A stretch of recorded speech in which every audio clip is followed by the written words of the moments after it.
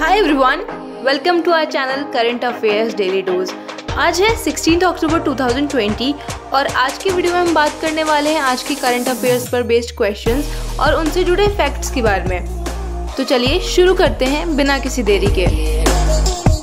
तो दोस्तों, आज का पहला क्वेश्चन है, भारत ने 14 अक्टूबर 2020 को फिलिस्तीनी कारण के लिए संयुक्त राष्ट्र राहत और निर्माण एजेंसी के लिए कितनी राशि का योगदान दिया? India on October 14, 2020 contributed how much amount to United Nations Relief and Work Agency for the Palestinian cause? और आपके ऑप्शंस हैं A 1.5 million US dollars, B 2 million US dollars, C 3 million US dollars and D 1 million US dollars. So friends, the right answer is option D 1 million US dollars. तो दोस्तों, भारत ने Palestinian refugees को support करने के लिए United Nations relief and works agency में $1 million का योगदान दिया है, जो कि कोविड-19 महामारी के कारण बहुत सारे चुनौतियों का सामना कर रहे हैं। नाउ क्वेश्चन नंबर 2 इज़, हाल ही में किस सरकार ने सरकारी नौकरियों में 33% महिला आरक्षण को मंजूरी दे दी है? Which state government has recently approved 33% women reservation in government jobs? Option A Punjab, B Bihar, C Jharkhand and D Uttar Pradesh. So friends, the right answer is option A Punjab. तो दोस्तों, पंजाब सरकार ने Punjab civil सेवा महिलाओं के लिए पदों का आरक्षण यानी reservation of posts for women rule 2020 को मंजूरी दे दी है। इस फैसले के तहत राज्य की सरकारी नौकरियों में सीधी भर्तियों में महिलाओं को 33% का रिजर्वेशन मिलेगा और वही जो चीफ मिनिस्टर अमरिंदर सिंह ने उनकी कैबिनेट ने युवाओं को रोजगार देने के मकसद से राज्य रोजगार योजना 2020 से 2022 को भी मंजूरी दे दी है। तो दोस्तों, आज का तीसरा सवाल है, विश्व छात्र दिवस इनमें से किस दिन मनाया जाता है? On which of the following days is World Student Day celebrated? Option A 10th January, B 12th March, C 15th October and D 18th August. So friends, the right answer is option C 15th October. So friends, Bharat के missile man के नाम से famous और former president doctor APJ Abdul Kalam के जन्म दिवस 15 अक्टूबर को विश्व छात्र दिवस यानी वर्ल्ड स्टूडेंट डे के तौर पर मनाया जाता है और ईयर 2010 में यूनाइटेड नेशंस ने डॉक्टर APJ अब्दुल कलाम के 79th बर्थडे को विश्व छात्र दिवस के तौर पर मनाए जाने की घोषणा की थी और तभी से लेकर आज के दिन 15 अक्टूबर को पूरे विश्व में वर्ल्ड स्टूडेंट डे के तौर पर मनाया जाता है। नाउ क्वेश्चन नंबर 4 इज़, प्रधानमंत्री नरेंद्र मोदी की अध्यक्षता में केंद्रीय मंत्रिमंडल ने जम्मू कश्मीर और लद्दाख केंद्र शासित प्रदेशों के लिए कितने करोड़ रुपए की विशेष पैकेज को मंजूरी दी है?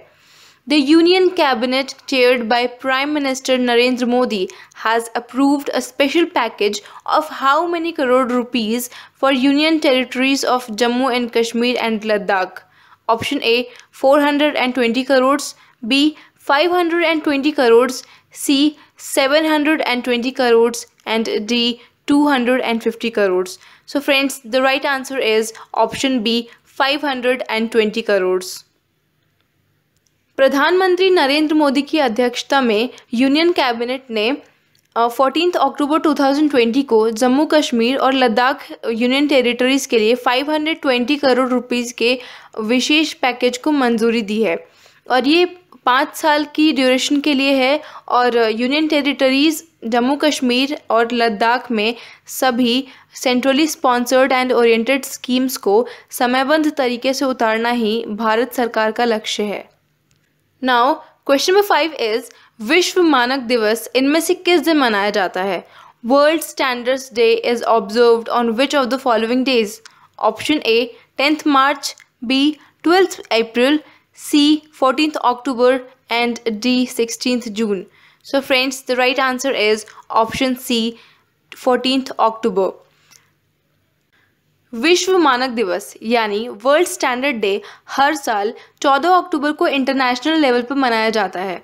और वर्ल्ड स्टैंडर्ड डे को मनाने के पीछे कारण होता है कि जो रेगुलेटर्स, इंडस्ट्री और कंज्यूमर्स के बीच में ग्लोबल इकोनॉमी के स्टैंडर्डाइजेशन के इम्पोर्टेंस को समझाया जा सके और उनमें अवेयरनेस बढ़ाई जा सके।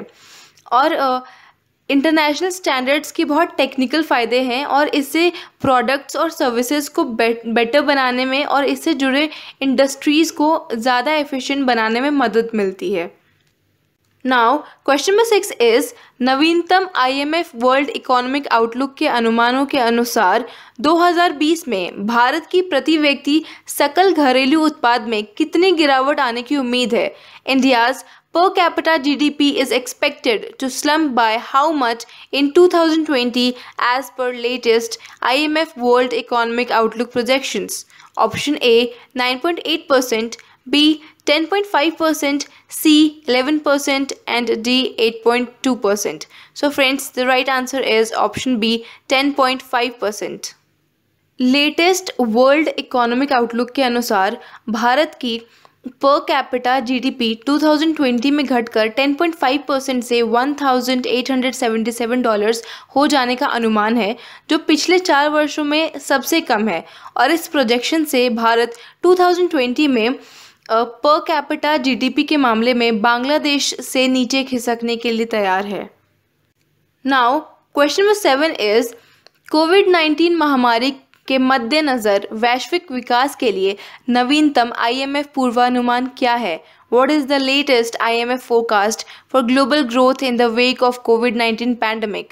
Option A -4.4%, B -4.8%, C -5.1% and D -3.7%. So friends, the right answer is option A -4.4%. International monetary fund ने ग्लोबल ग्रोथ के लिए अपने फोरकास्ट को संशोधित करके -4.4% कर दिया है, जो कि जून 2020 के फोरकास्ट के अनुसार -5.2% की तुलना में कम गंभीर है। Now 8th question of the day is केंद्र सरकार ने किसान रेल माध्यम से अधिसूचित फलों एवं सब्जियों की ढुलाई पर कितने प्रतिशत सब्सिडी देने का आदेश जारी किया है? Center has extended how much subsidy on transportation of fruits and vegetables through Kisan Rail trains?